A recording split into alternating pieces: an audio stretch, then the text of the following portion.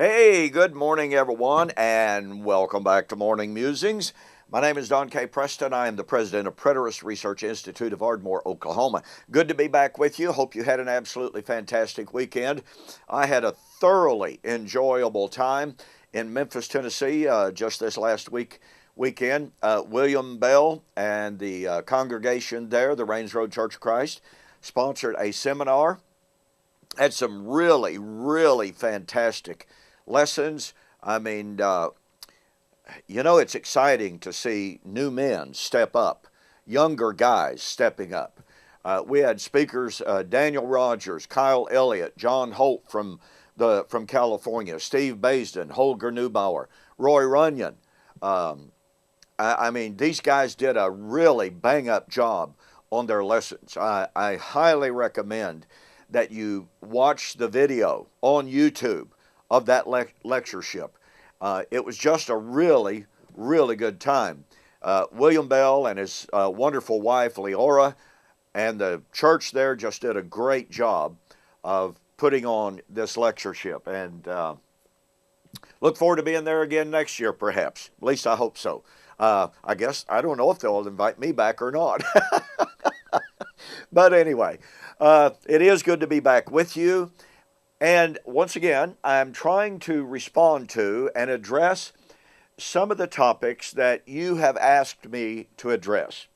We have talked about whether or not President Trump is the man of sin. We have talked about the Messianic temple to a certain extent. And we've talked about the ashes of a red heifer, on and on. Well, one of the topics that numerous people asked about is, what about the 70 weeks of Daniel? You know, in the dispensational paradigm, there is not a passage that is more pivotal, more fundamental, more important than Daniel chapter 9. John Walvoord, years ago, who was called the Dean of Dispensationalism, pardon me, at times, said that Daniel chapter 9, 24 to 27 was the most important biblical prophecy, period. I'm not sure I would go so far as to say that, but I'll tell you what, Daniel chapter 9 is incredibly important. It is echoed numerous times in the New Testament, in spite of the fact that there are those who are now claiming that basically Daniel 9 had nothing to do with messianic prophecy. It's just astounding how desperate some people have gotten since abandoning the truth of covenant eschatology. Enough on that. So the questions related to Daniel 9 are, and there are a variety of questions. When did the 70-week countdown begin? When would it end? And if you, as a preterist, say that the 70 weeks ended in AD 70, then how do you explain the gap between the first half of the 70th week, in which Jesus died, and the second half of the 70th week? And these are all really good questions. They are legitimate questions. And I have to tell you that in my own spiritual journey, I have changed my views on Daniel chapter 9.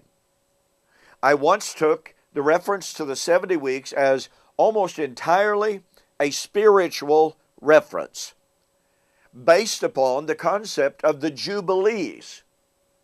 Now, the Jubilee, of course, was a 50th year Sabbath. They were every 7 years, they were supposed to have a sabbatical year. Every 50th year, they were to have the Great Jubilee. Well, evidently, Israel didn't keep the Jubilee like they were supposed to. And according to 2 Chronicles, their failure to keep the Sabbath led directly to the destruction of Jerusalem in AD 70, in BC 586. So there's no question that the concept of the Jubilee is absolutely directly related to the 70 weeks. The question is, how does that play out? And so while I once took the idea that the 70 weeks is a purely spiritual designation for the ultimate arrival of the ultimate Jubilee, the more I studied, the more I became a little bit unsettled with that, unsatisfied with that, and the more I studied the Jewish feast days, the more I began to see that, well, while there's absolutely 100% a Jubilee concept involved with the 70-week countdown, I believe that Daniel chapter 9 is all about the ultimate fulfillment, not only of the ultimate Jubilee, but of the last 3 of Israel's feast days. And as such, that would have necessitated a period of time between the fulfillment of the first 4 of Israel's feast days and the fulfillment of the last 3. The last 3 being Rosh Hashanah, Yom Kippur, and of course the Feast of Tabernacle. By the way, I gave 2 lessons last week, over this last weekend, on Colossians chapter 2, 14 to 17, the passing of the law and the fulfillment of Israel's festal calendar. Now, I suggest that you go to William Bell's website, All Things Fulfilled. Perhaps you can or go to YouTube and look up William Bell, All Things Fulfilled, and you can watch my 2 lessons on the fulfillment of the feast days of Israel, the new moons, feast days, and the Sabbaths, as it related to the passing of the law of Moses.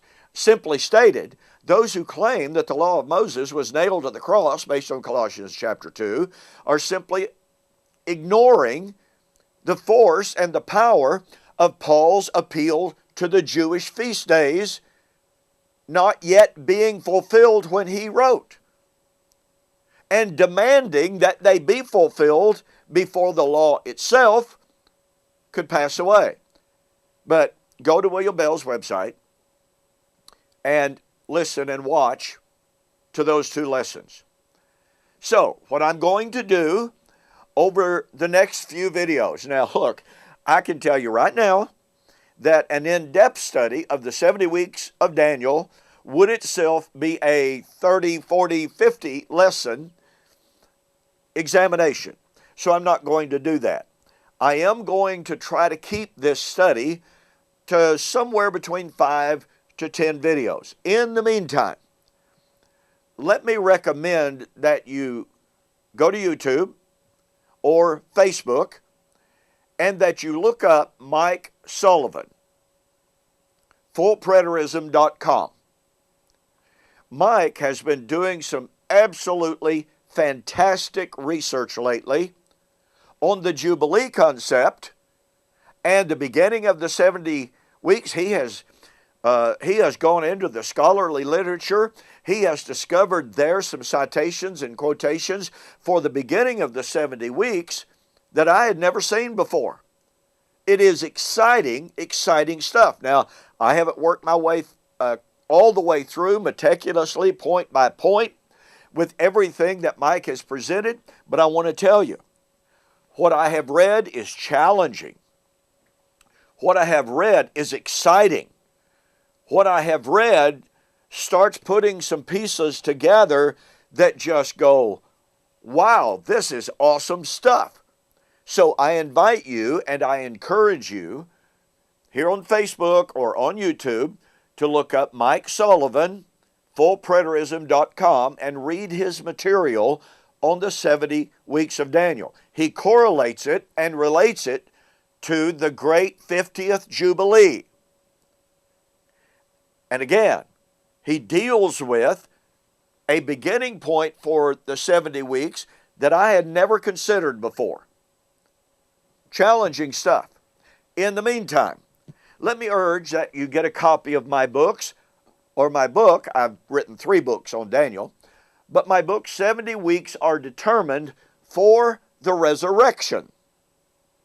Listen, folks, Daniel chapter 9 is, without any doubt whatsoever, a prophecy of the eschatological consummation.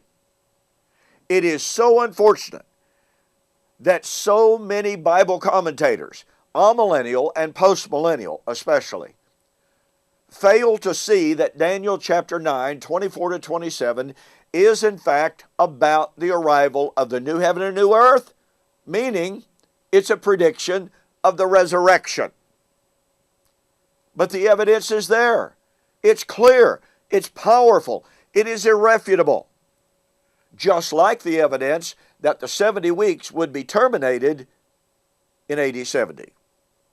Let me encourage you to go to my website, donkpreston.com, BibleProphecy.com, and order the book, 70 Weeks Are Determined for the Resurrection. Be sure to mention that you saw the offer on YouTube or Facebook, and I will pay your shipping. So, tomorrow, we're going to begin an examination of the 70 weeks of Daniel, the countdown, the gap, and what Daniel actually predicted. You don't want to miss this study, so we'll see you on the flip side.